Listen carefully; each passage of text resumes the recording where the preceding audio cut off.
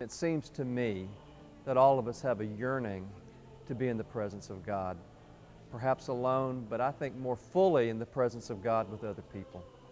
So we are called week by week to come together joyfully to celebrate the presence of God when we gather to worship and pray.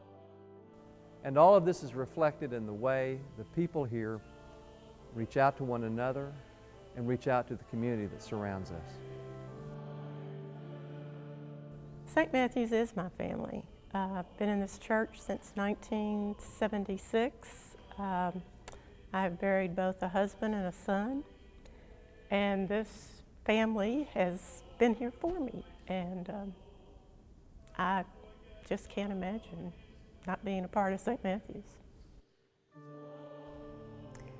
St. Matthew's is a very special place. And what makes it so special is the spirit that is alive in this church. I really enjoy coming and being a part of St. Matthew's because I feel the message, the day-to-day message speaks to me. It's much more of a loving environment than I've had at other churches. I'm really glad to be at St. Matthew's because we learn a lot about God.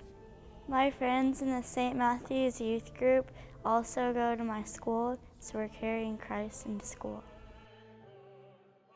Jesus Christ is the sure foundation of our community. And from the very beginning, we have built on that foundation, that love of Jesus Christ, love for Jesus Christ. And so what we're doing now in this wonderful renaissance on this campus and in our lives together as worshiping Christians is we're building on that sure foundation.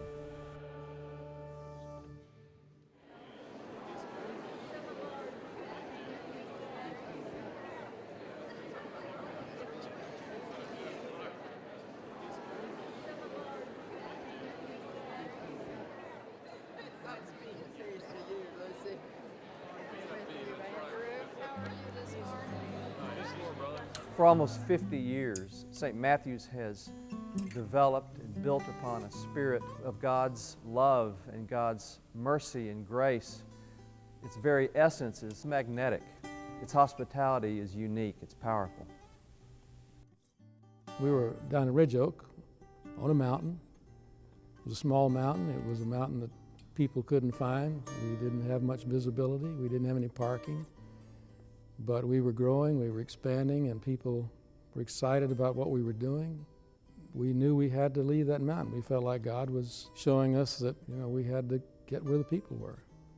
We found this place right across from a high school, a major intersection.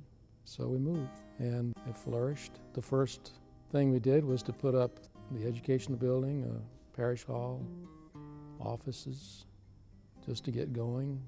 Then almost 10 years later, we put this building up. What we're doing now will give us greater visibility to the community for the youth and the education.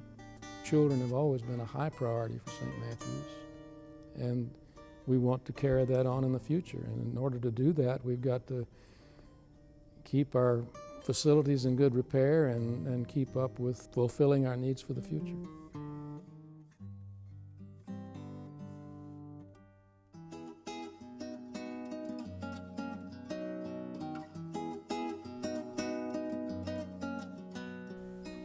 As you look around our campus, it goes without saying that we are blessed with wonderful buildings and parking and space.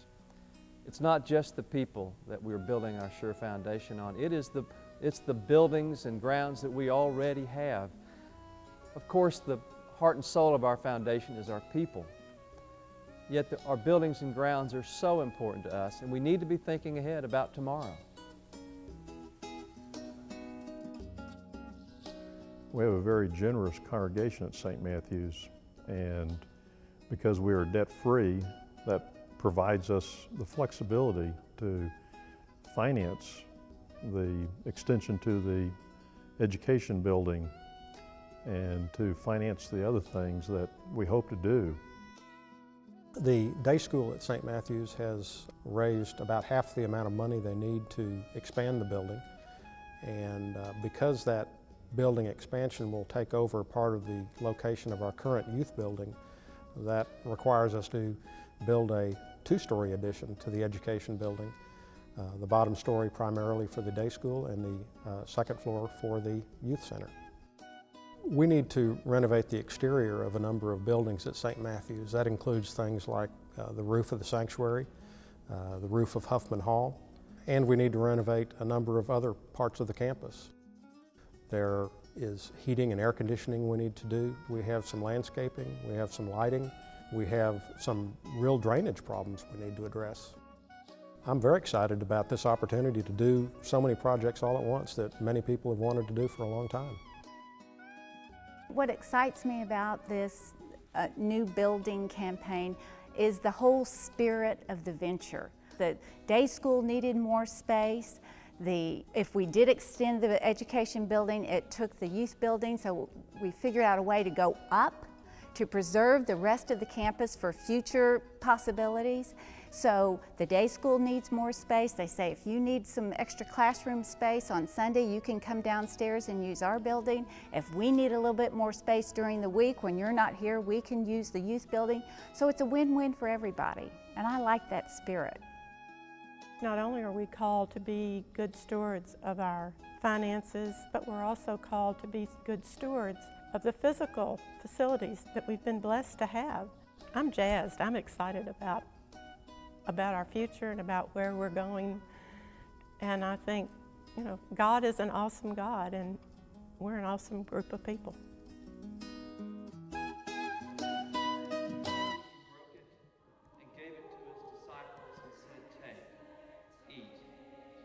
My body which is given for you. Do this for the remembrance of me.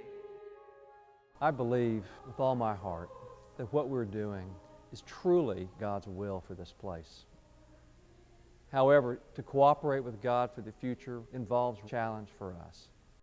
This is a time for each of us to look inward and figure out how we can stretch, how we can do our part, to grow together, to find out that we can do magnificent things.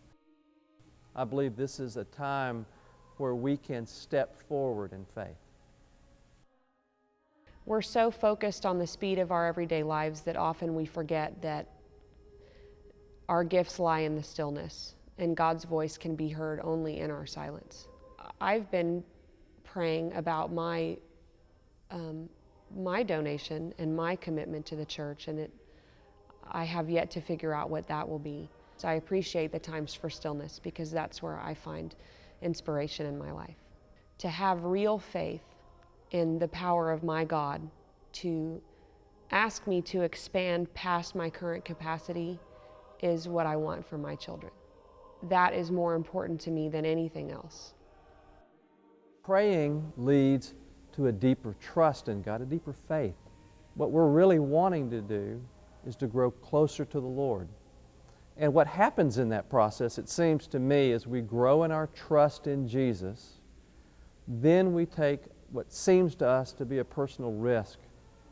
What if, as we come to this life of prayer, we choose to say, I'm called to sacrifice, to go deeper than I ever have, because I want to be a part of this wonderful congregational spirit of moving ahead together.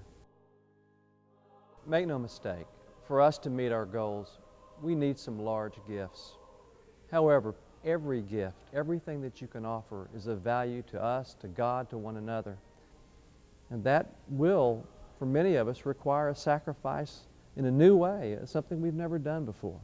I can say that about myself. I get this sense that I'm about to do something that's new and exciting. So I invite you to look ahead to the future with me, and let's make these decisions and move forward and give and make the sacrifices necessary to look ahead to our future together with confidence and gratitude to God. Happily, we are now in our 5th year here at St. Matthew's, and Crystal and I want to thank you for the welcome that you have given to us and helping us raise our kids. It means so much to us. I invite you to share with us in the enthusiasm we feel about our common future. Please pray, bring your faith, bring your heart, and as you are able, make a sacrificial gift to this campaign that we may be able to look forward to our future together with enthusiasm, with gratitude, and with a deep sense that we're all in this together.